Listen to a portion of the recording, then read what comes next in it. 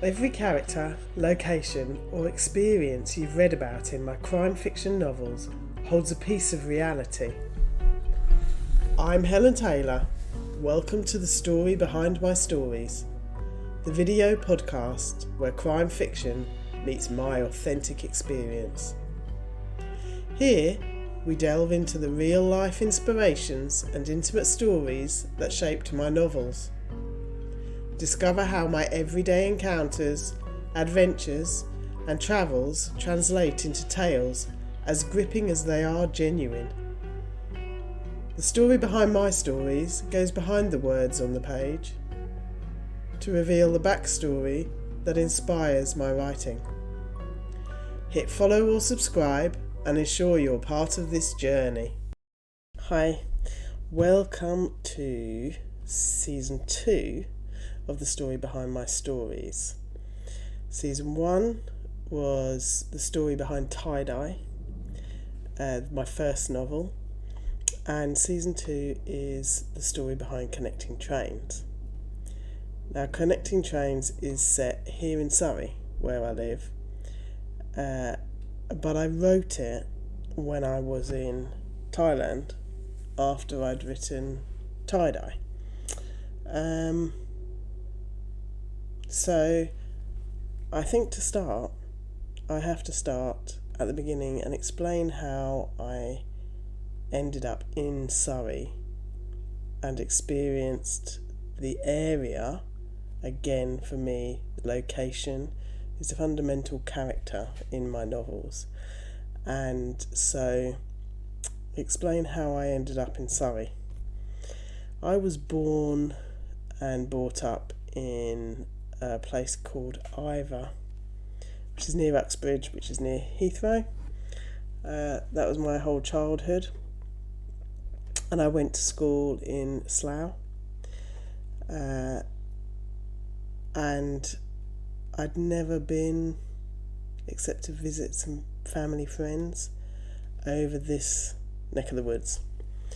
And what brought me over to this neck of the woods was my degree. So I did my O-levels and A-levels, which that ages me for you. I did my O-levels and my A-levels, and I had a love of physics, and I wanted to study physics, and I wanted to study physics with optoelectronics. And there were only 2 universities in the UK that did that at the time. That was Aberdeen or the University of Surrey in Guildford. And so I chose the University of Surrey in Guildford. It was just too far to not live at home, but close enough that it wasn't a big deal to get home. In those days, the M25 didn't exist, which is dating me too. So it wasn't as quick and easy a journey as you could do it now, if you needed to. So I went to the University of Surrey in Guildford for my physics degree, and the university is already famous, or maybe I should say not the university, but the cathedral next to it, as the cathedral next to the campus at the University of Surrey is where The Omen was filmed. So we've already got that connection there with thrillers. And that was where I graduated. But I did my first year on campus in Guildford, so I knew very well the area around Guildford, around the Royal Surrey Hospital, as that's just up the road from the university. And if you walked the back way through campus and came out the town side of the campus rather than the main entrance to this university, that is just by Guildford train station. So I got to know Guildford very well in my first year, where I lived on site and went into Guildford for evenings when we weren't in the student union bar. And then over time, as I've moved out in the area and drove from different parts of Surrey around, I've been back to Guildford a lot for there's some good pubs. There's some good pubs along the river there, and I did jury service at Guildford Magistrates Court and Crown Court in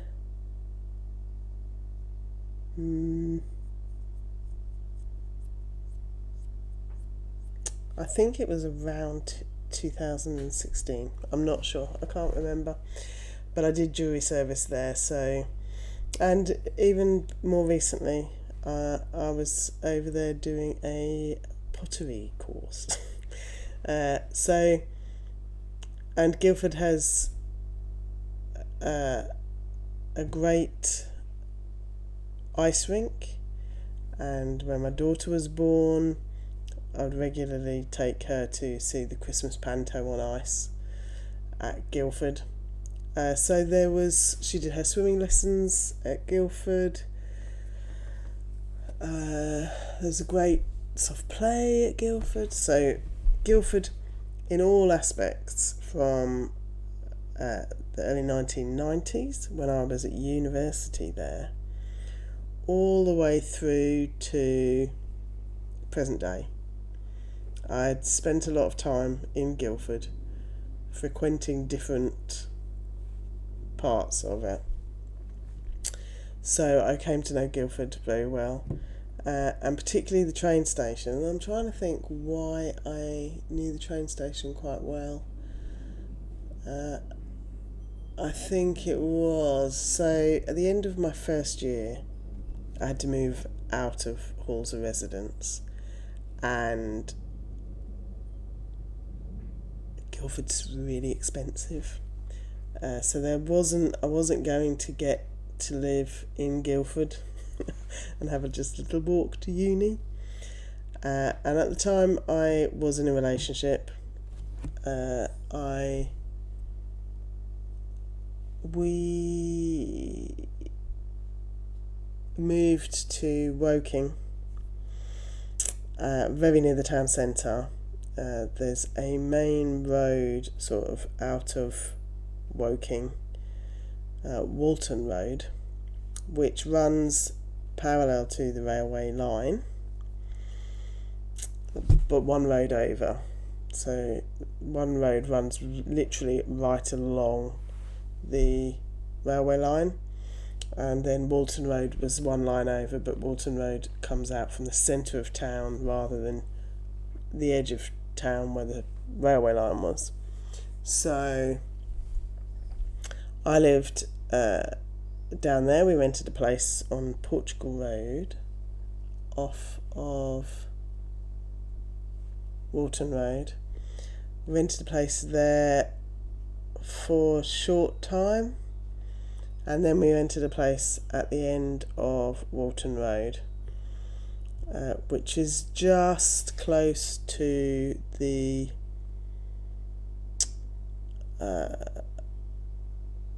what was it called?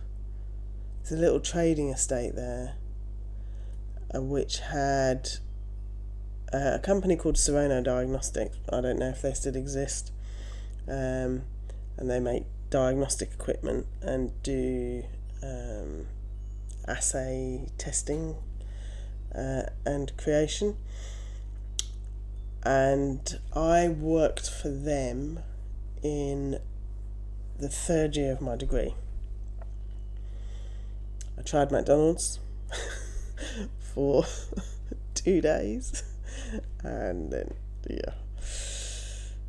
but I'd applied for this job, and I got this job for the summer holidays, where they wanted somebody with maths background, preferably a student, because I probably didn't want to pay too much, and it was a physics-based thing that they were doing, and so I'd applied there and got that in my second year, summer of my second year, I think, or it might have been summer of my first year. Anyway, I really enjoyed it. So then when in my third year I had to do a placement, because it was optoelectronics, it was a lot of technology,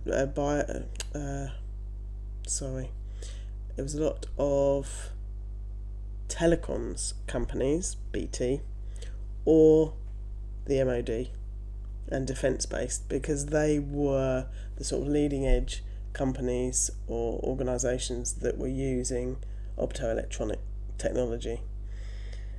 But I didn't want to work for either of those, and because Surrey were doing this diagnostics thing using fluorophores, which is all light based antigens and antibodies combining, releasing the fluorophore, the light source that came out of that, I then managed to get it that I could do my industrial year then. So that was all based in Woking. So we moved out at the end of my first year to Woking and lived in two different places in Woking, off of Walton Road, as I say. And I started work at Surrey in that summer.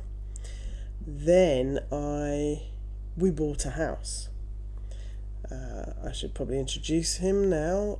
His name was Dave, and we bought a house at the end of my year working at Surrey. Before I went back.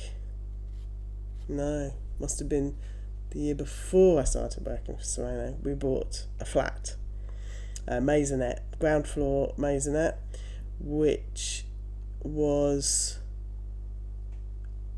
in between the two roads I've just described, between Walton Road and Oriental Road, I want to say, in Woking. And the maisonette I lived in, we bought, was in a little housing thing inside, in between those two roads. And we'd been living there a year when we got married. So I married very young. Got married when I was 20. And that was the summer before my final year of my degree. So I spent my first year very much in and around Guildford, and then my second year getting my bearings around Woking and living in that central corridor, if you like, from the centre of Woking out towards Byfleet Weybridge Way, heading inside the M25. Woking is just outside of it, and Guildford is outside of it down the A3. So I'd started over in Guildford and had moved to Woking and was establishing the base there, obviously. Bought the house with Dave. We got married at the end of my third year. Then my final year, everything sort of went a bit horribly wrong with me and Dave, and he walked out 2 days before I sat the finals of my degree, which was not the greatest thing, but all these things are sent to try us, and I honestly believe I would not be the person I am now or have achieved what I have achieved throughout my life if we had remained together. So I kept the flat, he left and let me keep the flat. He hadn't been paying the mortgage, so then I graduated and I had to get a job to be able to pay the mortgage and keep the house. It was a difficult decision to make at the time. I was just starting out in working life and a career, and did I really want to be stuck with a mortgage? Also had a dog, which he had wanted to go to work with him, but couldn't take when he left, so Muttley stayed with me. But I kept the flat. I loved the people that I lived around with in the close that we lived in, and I guess I had envisioned when I did my third year that I would potentially get a job with Surrey when I graduated and continue that. But what that taught me that year in industry, which I loved, don't get me wrong, but I realised by the end of that year that I didn't want to spend my life in a lab. That wasn't what I wanted to do. And John, who had been my mentor at Surrey, my boss, he said that my analytical skills and computer skills were really strong, and maybe I should, if I didn't want to spend my life in a lab, maybe I should see if I could work in that industry. So I started life after I left university working in an accounts department of a sewage CCTV firm, where there were times when I had watched these cameras that had gone down the sewers. That was fun. I'm thinking about that now, there's so much of my life that I have used the experience or what I learnt in writing my novels and shaping the characters in my books and things. But in telling you some of these things now, I think, I do know what the sewers look like underneath, and maybe somebody might hide a body or a murder weapon or something. So I have to think of that for a future one. So yes, I wasn't there very long before I got what was my first proper career job. Not necessarily using the physics with optoelectronics because I'd gone into IT, but it was working for American Express on their personal financial planning side in Staines. Now, if you know the area at all, there is an A road, the A320, which runs from Guildford to Staines and further along. It starts in Guildford. It goes past sort of the edge of Worplesdon, which is mentioned in Connecting Trains. It then goes to Woking. From Woking, it goes past Chertsey, past Thorpe Park, and onto Staines, and then continues on past there through Old Windsor to Windsor Real. And so it runs there past the Magna Carta, signing of the Magna Carta. So I Then I know really, really well that stretch of road from Woking, where I lived, off of Walton Road, which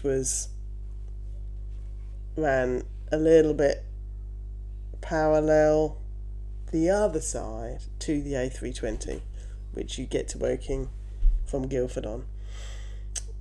So that stretch there, now that is from Woking to Staines, is pretty much where the railway line deviates from the road. But I learnt a lot about the surrounding area along the A320 between those towns from my commute to Staines every day, where I started my career at American Express for 18 months. Then American Express sold that arm of the financial planning to a company based in London. And I'm going to leave that there now this week, and next week we will pick up how me then working in London, spending a lot of time on those trains, gave me more insight into the trains that are the basis that I use for connecting trains. So I'll catch you next week. Thanks for listening. Bye.